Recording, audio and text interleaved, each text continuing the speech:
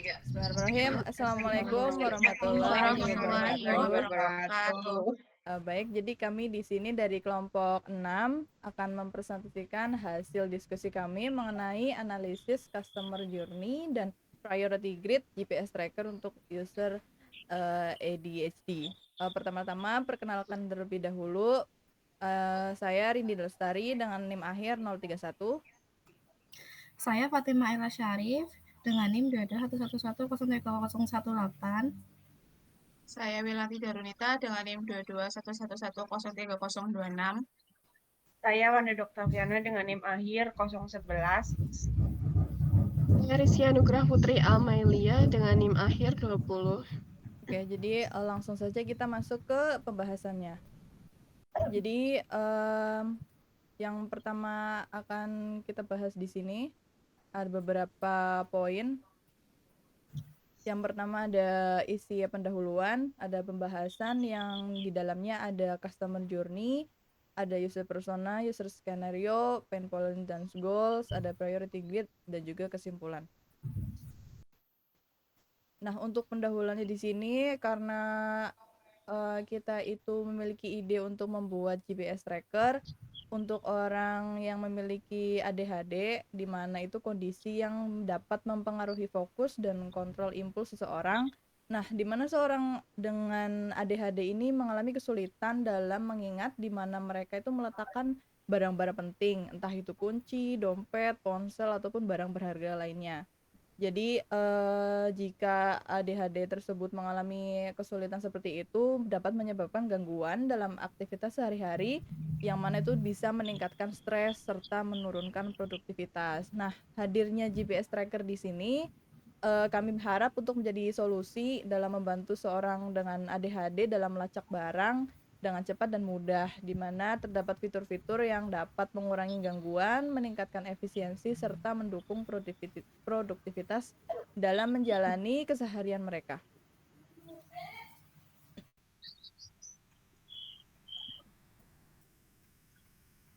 Baik, untuk pembahasannya itu ada customer journey. Yang pertama itu ada user persona.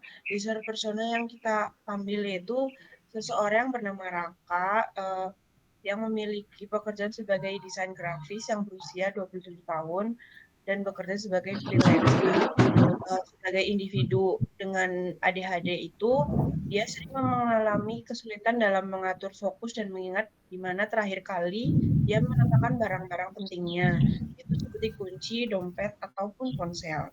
Meskipun ia berbakat dalam bidang kreatif dan penuh ide segar, tantangan sehari-hari yang berkaitan dengan konsentrasi dan organisasi sering menghambat produktivitasnya.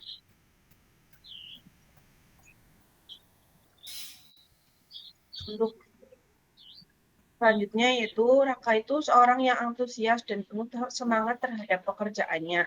Dia sering mengeksplorasi ide-ide baru dan sering terinspirasi oleh lingkungan sekitarnya.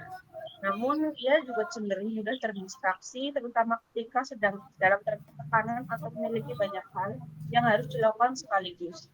Dia sering mengalami frustasi ketika kehilangan barang-barangnya, karena hal itu biasa mengganggu alur kerjanya dan membuatnya panik. Selanjutnya itu sebagai seorang freelancer, Raka sering sangat menghargai efisiensi dan kemandiriannya. Dia ingin dapat mengelola waktu dan tugasnya dengan baik agar bisa menyelesaikan proyek tepat waktu dan mempertahankan reputasi profesionalitasnya. Selain itu, ia ingin mengurangi stres yang disebabkan oleh kehilangan barang, sehingga ia bisa lebih fokus pada hal-hal yang benar-benar penting bagi hidupnya. Selanjutnya, customer journey. Yang pertama ada goals atau tujuan. Jadi Raka ini ingin meningkatkan produktivitas dan mengurangi hambatan kecil yang sering mengganggu rutinitasnya, seperti mencari barang yang hilang. Ia juga ingin menciptakan sistem yang membantunya lebih terorganisir tanpa harus bergantung sepenuhnya pada ingatan. Dengan begitu, ia dapat bekerja dengan lebih tenang, memenuhi tenggat waktu tanpa gangguan, dan juga tetap merasa percaya diri dalam interaksi profesionalnya. Selanjutnya, user skenario. Sebagai seorang desainer grafis freelancer, Raka Raka Pratama memiliki jadwal yang fleksibel, tetapi juga penuh dengan tenggat waktu yang harus dipenuhi. Setiap hari ia bekerja di berbagai tempat, mulai dari rumah, kafe, hingga coworking space. Tergantung pada proyek yang sedang dikerjakannya. Namun, ada satu masalah yang selalu mengganggunya, yaitu sering kehilangan barang penting seperti dompet, kunci, atau ponselnya, terutama saat ia terburu-buru atau ketika pikirannya sedang sibuk memikirkan ide desain. Kemudian selanjutnya, pain points atau tantangan dan masalah. Salah satu tantangan terbesar Raka yaitu sering kehilangan barang di tengah kesibukannya, yang mengakibatkan penundaan pekerjaan dan meningkatkan tingkat stres. Selain itu, karena mudah terdistraksi, ia sering lupa langkah-langkah yang sudah dilakukan, seperti meletakkan kunci di tempat yang tidak biasa menyadarinya. Kehilangan barang juga sering membuatnya merasa kurang profesional, terutama ketika harus menunda janji dengan klien hanya karena hal kecil seperti mencari dompet atau kunci motor.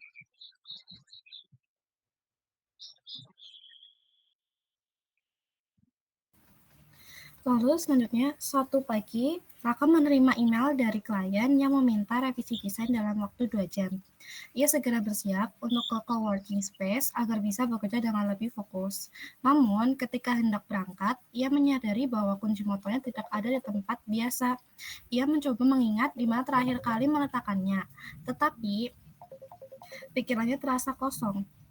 Panik mulai melanda, dan ia mulai mencari di berbagai sudut apartemennya. Di meja kerja, di saku jaket, bahkan di dapur, tetapi tetap tidak menemukannya.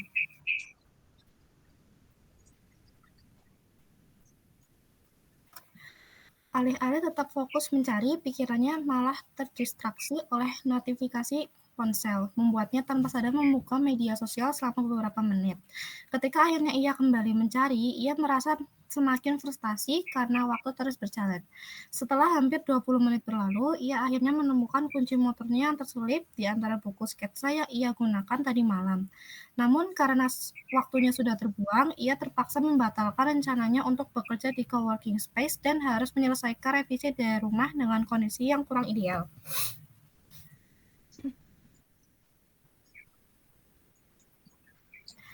Goals-nya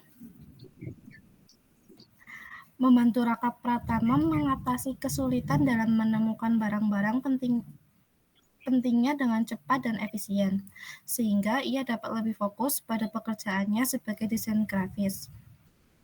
Dengan menggunakan alat tracker yang terhubung ke ponsel, Raka dapat dengan mudah melacak lokasi barang tanpa harus mengandalkan ingatan yang seringkali tidak akurat.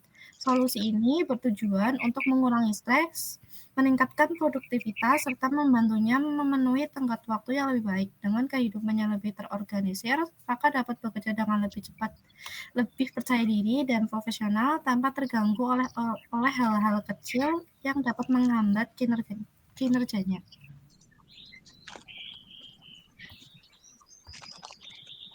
Selanjutnya ada priority create GPS tracker, yaitu pada kiri atas itu menggambarkan quick wins atau implementasi software automation. Nah, yang kanan ini menggambarkan major protection, yaitu pengembangan produk baru. Terus yang kiri bawah itu fill-ins atau pemeliharaan waktu internal. Terus yang kanan bawah itu tankless test, yaitu laporan administratif yang kompleks. Nah, pada priority grid GPS tracker ini, untuk yang bagian kiri atas yaitu menambahkan indikator jarak di layar untuk menunjukkan posisi pengguna. Terus yang kedua, menghubungkan tracker ke aplikasi mobile agar dapat dipantau langsung. Yang ketiga, menambahkan fitur alarm location untuk keamanan tambahan. Nah, yang kanan atas itu ada pengembangan double tracker untuk keamanan yang lebih tinggi. Terus membuat bentuk tracker yang fleksibel seperti bisa dipakai di tangan atau tas. Nah, di bagian geofencing itu memberikan notifikasi jika barang bergerak keluar dari area. Di bagian kiri bawah tuh ada fungsinya yaitu memperbaiki desain casing agar lebih ergonomis. Yang kedua, meningkatkan daya tahan baterai tanpa mengubah hardware utama. Untuk yang bagian lampu LED indikator, yaitu membantu pencarian di ruangan gelap, tetapi tidak bisa digunakan untuk jarak jauh. Terus yang kanan bawah itu membuat laporan harian detail tentang pergerakan tracker. Yang kedua, menambahkan fitur yang kompleks tapi jarang digunakan oleh user umum. Yang ketiga, bagian harga itu mahal, terus fiturnya terbatas, biaya tinggi, tetapi manfaatnya tidak jauh berbeda dari solusi yang sederhana. Berikut, ada penjelasan dari setiap masing-masing grid, yaitu yang pertama itu quick wins atau dampak tinggi usaha rendah dalam pengerjaan cepat, tapi memiliki manfaat yang besar. Pada bagian indikator jarak, menghubungkan ke aplikasi mobile, terus alarm locator. Kesimpulannya yaitu fitur ini cepat diterapkan, tapi langsung terasa manfaatnya oleh pengguna. Yang kedua ada, major project, dampak tinggi, usaha tinggi juga. Dia membutuhkan waktu tapi lebih worth it. Pada bagian double tracker untuk keamanan yang lebih tinggi, yang kedua bentuk fleksibel, misalnya jam tangan atau bisa ditempel di tas. Yang ketiga yaitu geofencing yang memiliki kesimpulan bahwa inovasi ini nih sangat bagus, tetapi butuh lebih banyak waktu dan biaya untuk dieksekusi. Yang bagian fill-ins, atau dampak rendah usaha rendah, nice to have tapi bukan prioritas. Pada bagian memperbaiki desain casing agar lebih ergonomis, terus yang kedua meningkatkan daya tahan baterai tanpa mengubah hardware utama, yang ketiga bagian lampu LED indikator, yang memiliki kesimpulan bahwa bisa dikerjakan nanti setelah fitur utama selesai.